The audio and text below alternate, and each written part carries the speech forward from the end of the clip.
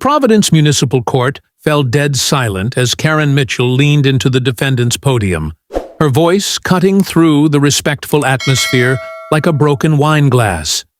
"Your Honor, you think you're so special because people call. You America's nicest judge? Well, I bet your mother didn't raise you right if this is how you handle parking tickets. Maybe if she had taught you better, you'd understand that people like me deserve respect." The insult was swift, calculated, and designed to humiliate Judge Frank Caprio in front of his packed courtroom and the millions watching caught in Providence. But what happened next would shock everyone in that room and destroy Karen's life in ways she never saw coming. Judge Caprio didn't explode in anger or immediately hold her in contempt. Instead, he did something that made every person in that courtroom freeze with anticipation. He smiled. Not a warm smile, not his famous, compassionate smile that viewers loved. This was different. It was the kind of smile that appears when someone realizes their opponent has just made the most catastrophic mistake of their life. Because what Karen didn't know was that she had just insulted a man whose beloved mother had passed away only 6 months earlier, and whose entire philosophy of justice was built on her sacred teachings.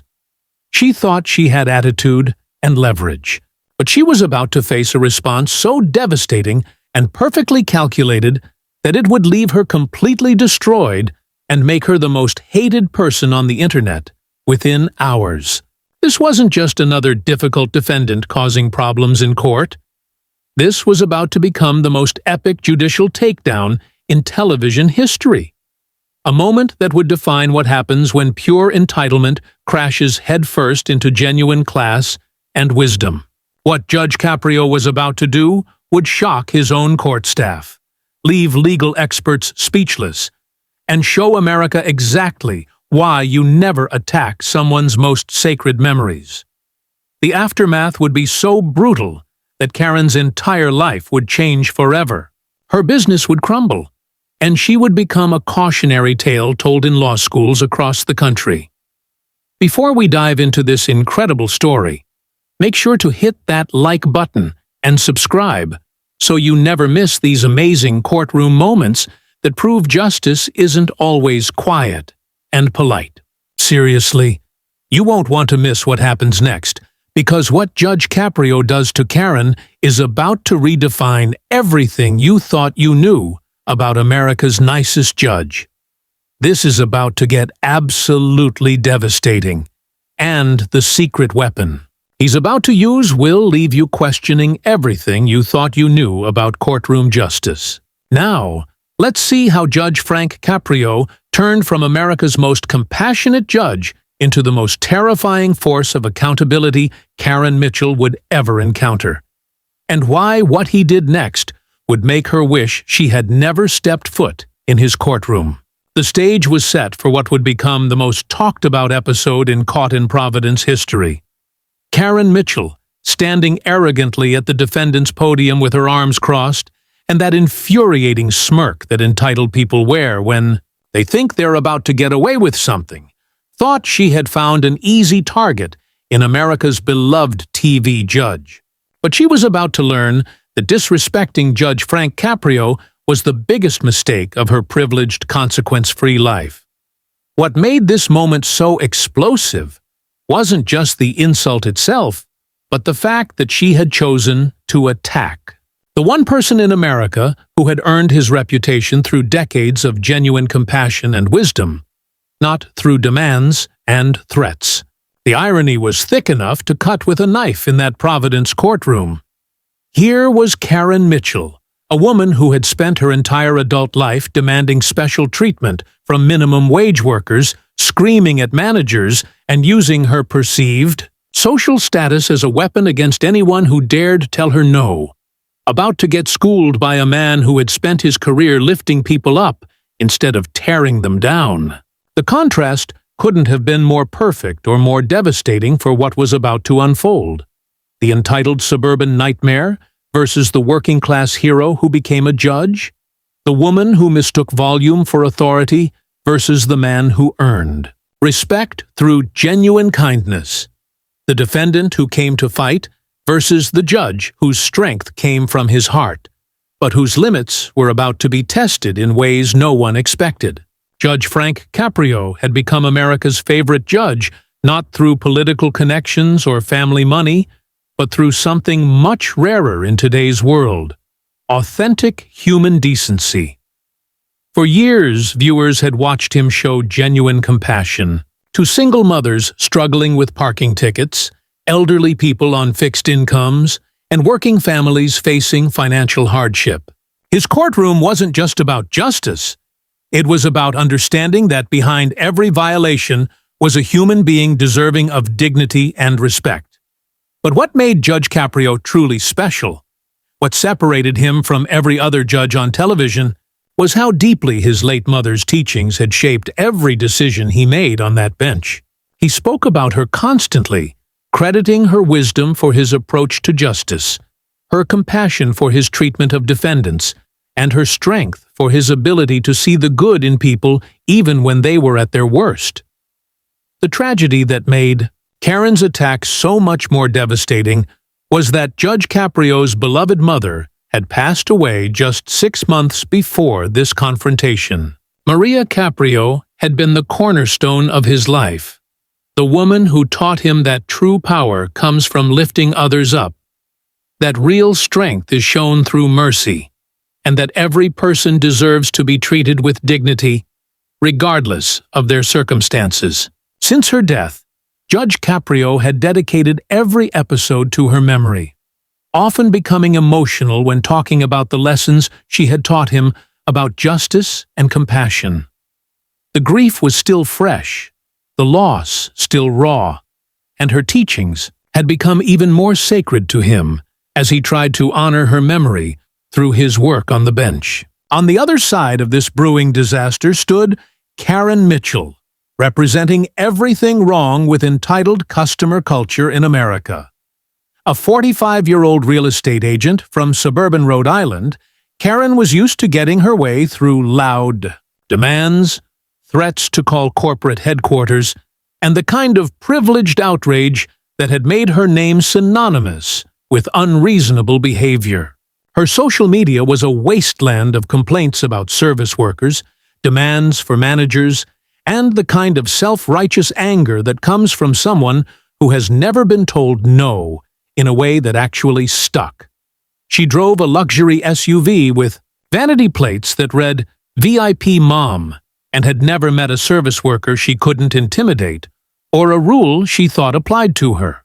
But what made Karen particularly dangerous in this moment was her complete inability to read a room or recognize when she was about to cross a line that would destroy her completely. The hearing had been routine until Karen decided to turn it into a battlefield.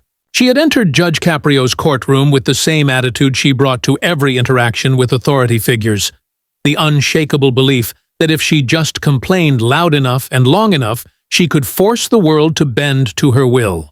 But she had made a critical miscalculation.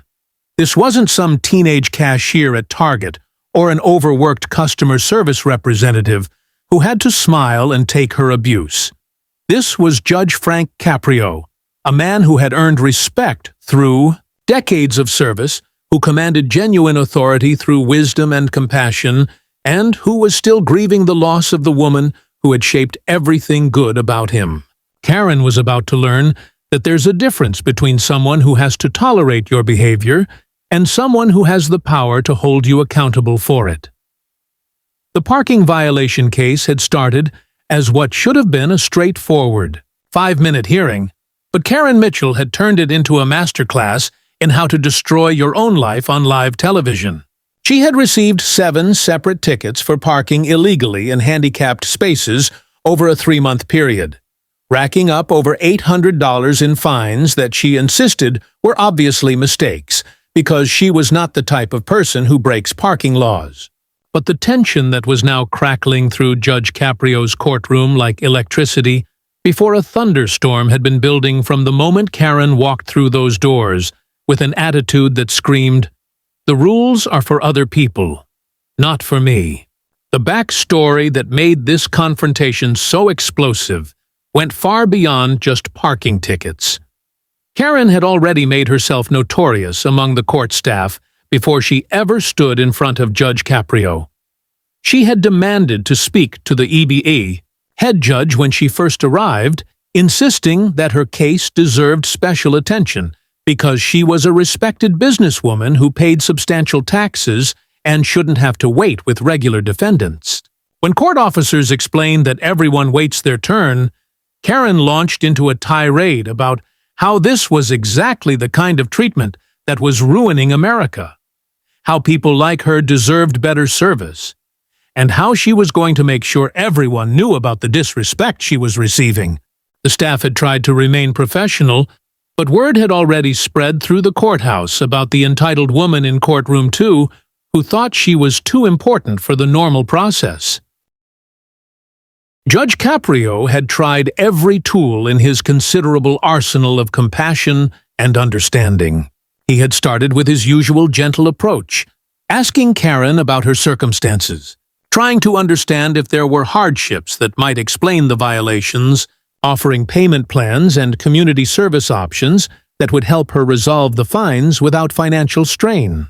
But Karen had responded to each act of kindness with increasing hostility, apparently mistaking his patience for weakness and his offers of help for admissions that she was being treated unfairly. When he asked if she needed help understanding the parking regulations, she snapped that she understood them perfectly, but that they didn't apply to her situation. When he offered to reduce the fines if she agreed to be more careful in the future, she demanded that they be eliminated entirely because she shouldn't have gotten them in the first place. What made Karen's behavior even more infuriating to everyone watching was that Judge Caprio kept trying to help her, even as she became more aggressive and disrespectful.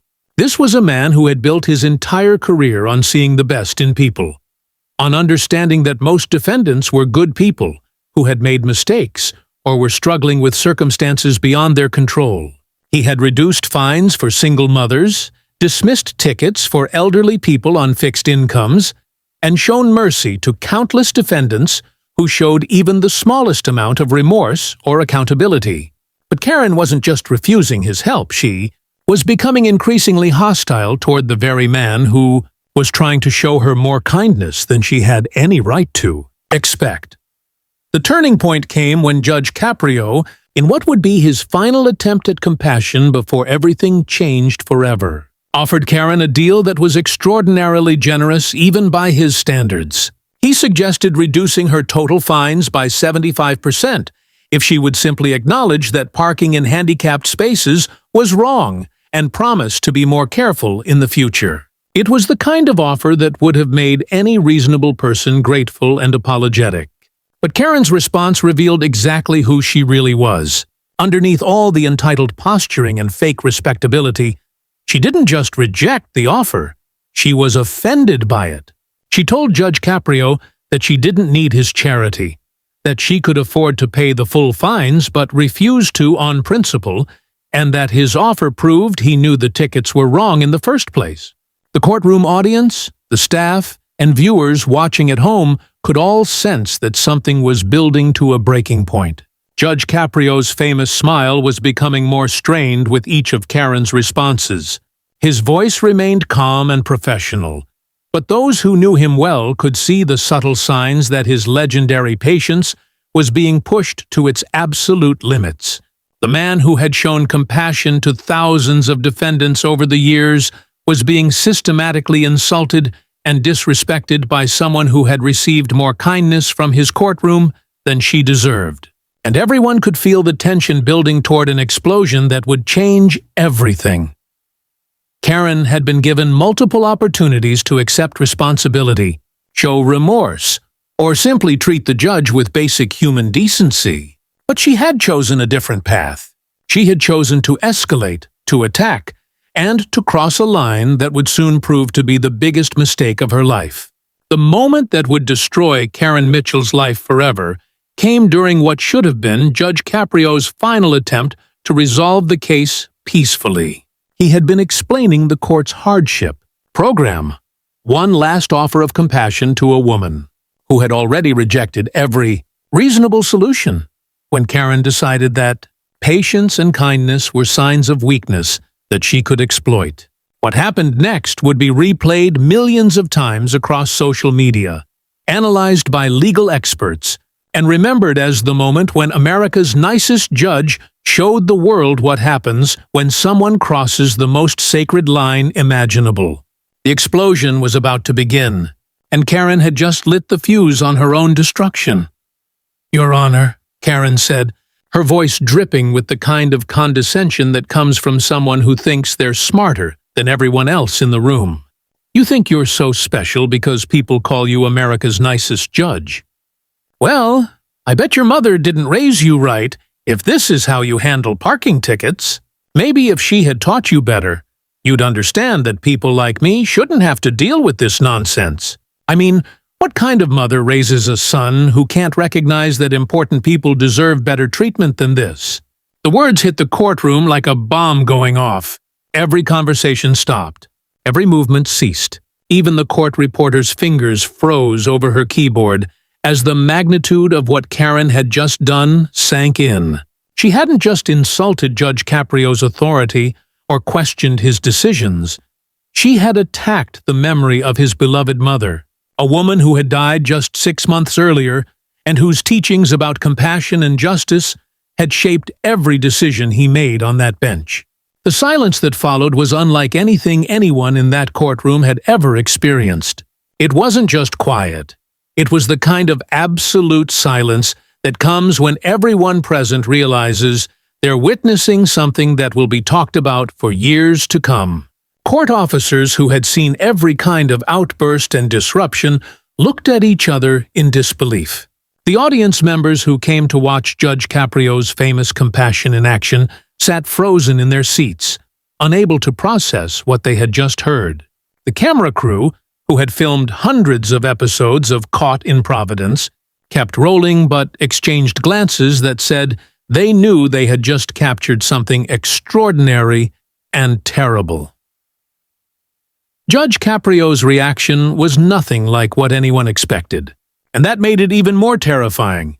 The man who had shown endless patience to difficult defendants and maintained his composure through every kind of insult and accusation underwent a transformation that was visible to everyone in that room.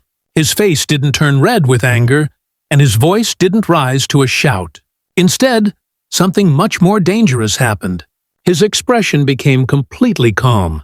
His posture straightened with the kind of authority that comes from true power, and his eyes took on a cold, calculating look that none of his regular viewers had ever seen before. When he finally spoke, his voice was so quiet that everyone had to strain to hear him, but the words carried more weight than any shouting could have achieved. "Mitchell," he said, and even those two words contained a level of controlled fury that made everyone in the courtroom hold their breath. "You just made this very, very personal." The way he said it wasn't a threat or a warning. It was a statement of fact, delivered by someone who had just been given permission to drop every pretense of politeness and show exactly what happened when you attacked what he held most sacred. Karen, incredibly, seemed to interpret his quiet response as weakness rather than the gathering storm it actually was. Instead of realizing that she had just crossed a line that could never be uncrossed, instead of backing down or apologizing, she decided to double down on the most catastrophic mistake of her life. "I'm just saying, Your Honor," Karen continued, her voice getting louder as she apparently convinced herself that she was winning this confrontation. "Maybe your mother should have taught you that important people like me deserve respect. I pay substantial taxes in this state. I run a successful business. I shouldn't have to be treated like some common criminal just because you want to feel important. If your mother had raised you properly, you'd understand that people of my caliber deserve better treatment than this." With each word, Karen was digging her grave deeper, but she was too intoxicated by her own sense of superiority to realize that Judge Caprio wasn't getting smaller or more defensive. He was getting more focused, more controlled, and infinitely more dangerous. What Karen didn't understand, what her entitlement and narcissism prevented her from seeing, was that she had just given Judge Frank Caprio something he had never had before in 30 years on the bench. She had given him a defendant who deserved no mercy, no compassion, and no second chances. She had attacked the memory of the woman who had taught him everything about justice and kindness. And in doing so, she had freed him from every constraint that his mother's teachings had placed on his judicial power. The man who had spent decades showing that the law could be merciful was about to show that it could also be absolutely devastating when mercy was not deserved. The stage was set for a judicial reckoning that would redefine what accountability looked like, and Karen Mitchell was about to learn why attacking someone's most sacred memories was the biggest mistake she would ever make. Judge Caprio stood up slowly from his bench, and when he spoke, his voice carried the weight of 30 years of judicial authority and 6 months of fresh grief. Ms. Mitchell, since you brought up my mother, let me tell you about the woman who raised me. My mother, God rest her soul, passed away 6 months ago. She taught me that every person deserves compassion, that true strength comes from lifting others up, and that respect is earned through character, not demanded through volume. The systematic destruction began. You've parked illegally in handicapped spaces 7 times, showing zero respect for disabled people who actually need those spaces. You've been rude to every staff member who tried to help you. You've rejected every offer of mercy I've extended, and now you're attacking the memory of a woman who dedicated her life to teaching compassion to someone who clearly never learned. His voice dropped to a whisper that somehow carried more power than any shout. My mother would have looked at your behavior and felt sorry for you. Not angry, sorry, because she understood that people who attack others' families are usually the most broken people of all. If you're enjoying seeing entitled behavior get accountability, smash that like button and subscribe, because what Judge Caprio does next will absolutely shock you. Trust me, the consequences for Karen are about to get devastating. Ms. Mitchell, he continued, you wanted special treatment. Here it is. Guilty on all charges, maximum fines, no payment plans, no mercy, and I'm adding contempt of court charges for your disrespectful behavior toward this institution and the memory you chose to attack. The TV courtroom erupted in thunderous applause as Karen stood, frozen in disbelief, her face pale as the reality of her complete humiliation sank in. Within 30 minutes, the clip exploded across social media with Karen destroyed trending worldwide. Her real estate business was flooded with negative reviews, calling her the woman who insulted Judge Caprio's dead mother. Local news stations picked up the story, focusing on her cruel attack on a grieving judge. Karen's social media accounts were overwhelmed with brutal comments. Her business partner publicly distanced himself from her. 3 major clients canceled contracts worth over $50,000. Her professional reputation was obliterated overnight. The woman who thought she deserved special treatment had become the most hated person on the internet, proving that consequences catch up to everyone eventually. This story proves that in life, character beats entitlement every single time.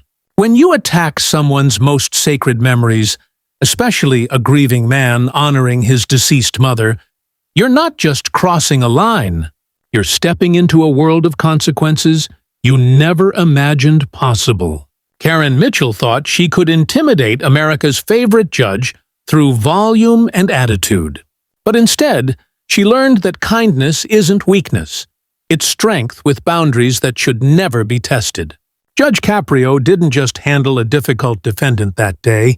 He showed the entire country what real justice looks like when patience meets its limits and accountability becomes unavoidable. His response honored his mother's memory while teaching Karen and millions of viewers that respect is earned through character, not demanded through noise. The exchange became a masterclass in how preparation, wisdom, and genuine authority can destroy entitled behavior in the most spectacular way possible.